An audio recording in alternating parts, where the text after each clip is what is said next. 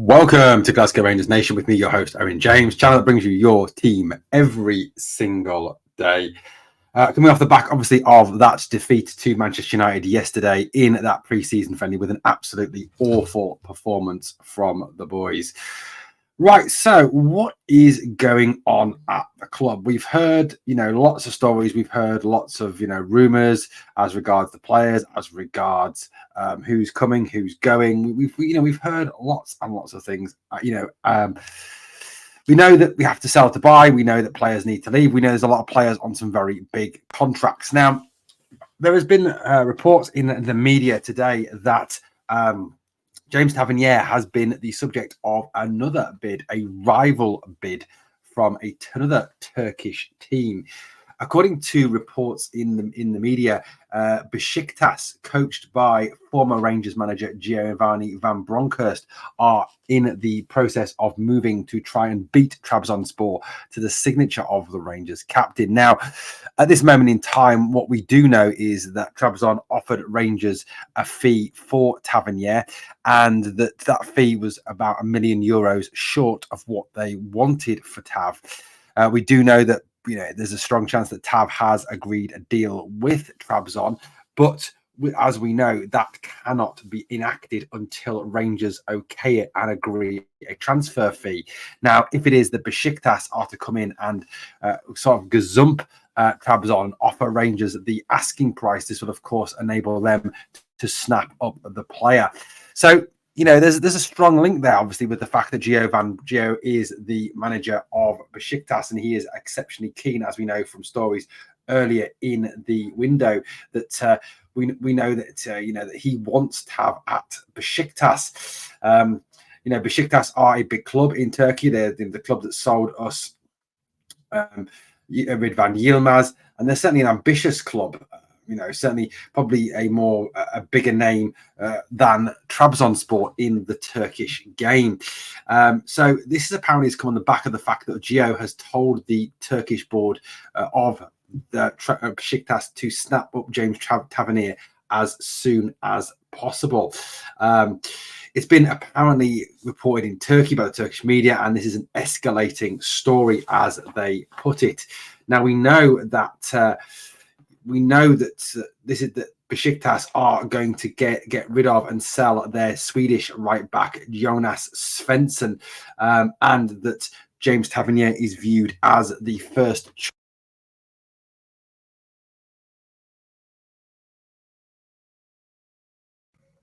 This is a case where Gio clearly wants him and clearly wants his board to push this through. It is also noted that the president of Besiktas has approved the plan of sending this offer to Rangers for James Tavernier. Now, I know that this comes on the back of, obviously, Alex Ray stating that there was no further news to report. However, this is, like I said, an escalating story in Turkey.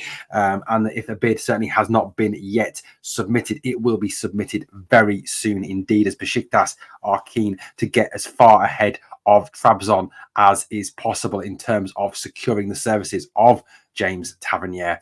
I think it's good that if it is that Tav is to move on this summer, that the more clubs you get interested in a player, the more chance you have of bumping up your transfer fee, the more chance you have of bringing in a greater deal for the player. It's quite clear we need the money. It's quite clear we need someone to move to really kind of start the process off. You often find, don't you, that if one domino falls, then a whole series of others fall afterwards. Now, I know there's obviously concerns, from the fan base that if Tavernier was to leave, that takes a lot of goals and assists out of the team, given how poor Rangers were yesterday in terms of their attacking threat. This is obviously, further, built on that fear for some fans. But look, I think this is a situation where we do need money. We do need funds. We do need to move on from players. And sentimentality has in the past cost us an absolute fortune. We've allowed players to leave for absolutely nothing. Obviously Lundstrom's left for nothing this summer. Barisic gone for nothing. Roof gone for nothing. We lost Kent for nothing. We lost Helander for nothing. We lost Alfie for nothing. There's a lot of players have gone for absolutely nothing. And then those are players that could have generated an awful lot of funds for this club had their contracts been better managed. Now, given the fact that next summer James Tavernier will have only got 1 year left on his deal. Again, that will reduce the transfer fee you can get for a player. A player with 1 year left on his deal is far more likely to push to run down his deal to be able to move for nothing the following summer. So look, this is a situation that needs to be addressed, and needs to be addressed sooner rather than later. As I said on the video this morning, there are only 13 days to the start of the new season. We do need to bring in funds to sign players. And if it is that James Tavernier can generate some much needed funds for Rangers, that is certainly something that we as a club and the board should be looking at.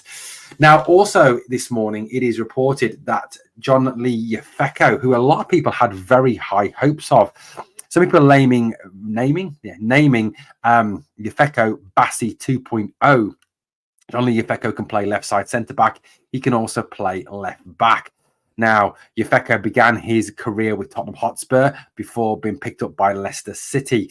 He was then, after he was released by Leicester, even though he had been a very important part of their under-18s and their under-23s, he was picked up by Rangers and has featured in a number of B team games for them. He's also played one time for the full side, representing Rangers against Greenock Morton in the League Cup, on the run to actually winning the League Cup. Yfeko is quick, he's strong, he's certainly someone that I think that a lot of fans have watched, and yes, whilst he's got perhaps a mistake in him at this moment in time, and hasn't got perhaps the experience to play first team football because genuinely hasn't been given an extended chance, he is still a developmental prospect. However, it now appears, despite the fact that Yfeko signed a 3-year contract, he is being allowed to move on. He's not a player that's going to generate a massive transfer fee before anyone gets really excited. He has been apparently on trial. That's the kind of scary thing in this, not kind of a straight swap, a straight transfer, but he's been on trial at Exeter City, English League One. Exeter City under manager Gary Caldwell. Caldwell is apparently very impressed with Yfeko. Now, this would be a remarkable move for a player who many people actually saw as having, a big future at Rangers. Many people were excited by what Yfeko could bring to the team. But it now appears that he is surplus to requirements, or that the manager doesn't see him as having a future at the club. I must admit, when I read this, I was very surprised. I honestly thought that Yfeko was a player that would have a future at Rangers, that would have a part to play in the future development of this club. Now, I know the trading model is about bringing in players, selling on players, bringing through youth prospects and selling them on. And, this would be an example of this. But, you're not going to generate a huge transfer fee for Johnly Yfeko at this stage, given the fact that the lad has not played any first team, has played one first team football game, has played the majority of a B team, and he's been transferred to English League One Exeter City, who are owned by the Supporters Trust. So it's not like they have a vast sum of money to spend on players. So this is not a move that's going to generate a big transfer fee, but it does look like it is probably going to go ahead. So it looks like Yfeko could be exiting the club, which, like I said, I am extremely surprised about. Guys, I'd love to know what you think of that story. Well, just a couple of updates, guys. Please obviously drop your comments down below. I'll try and get back to you. I am trying to reply to comments, but when you're working 50 hours a week in the retail industry, it's not always easy. Thank you for watching Glasgow Rangers Nation, guys. Please obviously smash the sub. We're only 40 subs away from our target of 6,000. So please smash that sub. Guys, as always, on the way out, 2 things I ask of you. Number 1, smash the like. It helps the video to grow. Come on, let's get that like smash. Not enough likes getting smashed, in my opinion. Perhaps you don't like it. Perhaps you hate the content. And the final one, obviously, is always remember, we are the people.